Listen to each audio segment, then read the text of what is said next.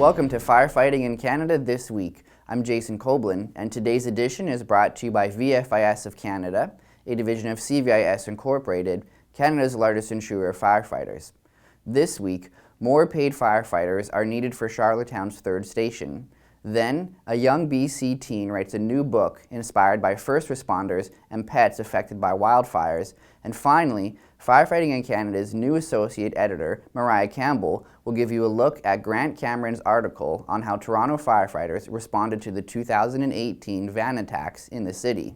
The City of Charlottetown is planning on building a third fire hall, and the union representing paid firefighters in the city want to see more firefighters hired.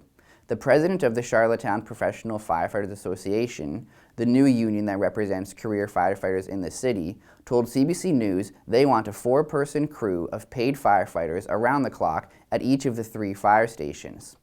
The 2 stations currently have 8 paid firefighters and 77 volunteers, as well as 3 fire prevention staff and 3 administrative staff. 8 of the volunteer firefighters are trained to backfill the career firefighters. The union is researching staffing models in other stations in Canada. The president said Charlottetown has more homes and apartment buildings than ever before and more manufacturing in the city that includes more hazardous materials, and that the union has been asking for more full-time firefighters for the last number of years. The city has yet to decide where the third fire hall will go. 13-year-old Nathan McTaggart from Coquitlam, BC, is traveling through the province meeting his real-life superheroes, sharing the latest book he has written about first responders.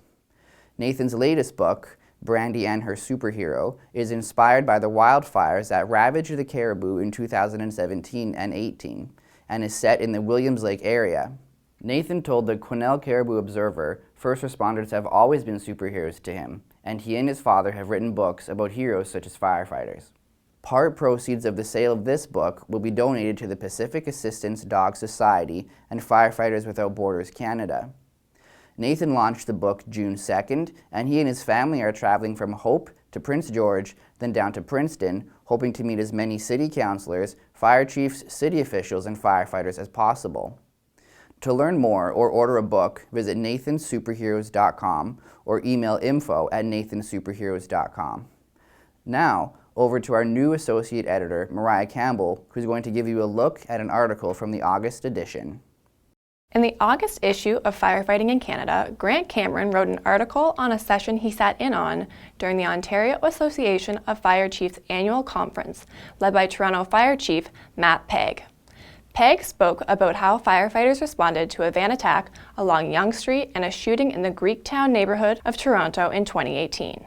He shares several ways his team dealt with the danger and spoke about the dramatic van incident, the fire department's response to it, and how it impacted firefighters. Pegg said the attack was something that was very difficult for him personally and the firefighters on scene because it was so different from events they responded to before. This is Annex Business Media's Niche TV. Thanks again to VFIS of Canada, a division of CVIS Incorporated, Canada's largest insurer of firefighters.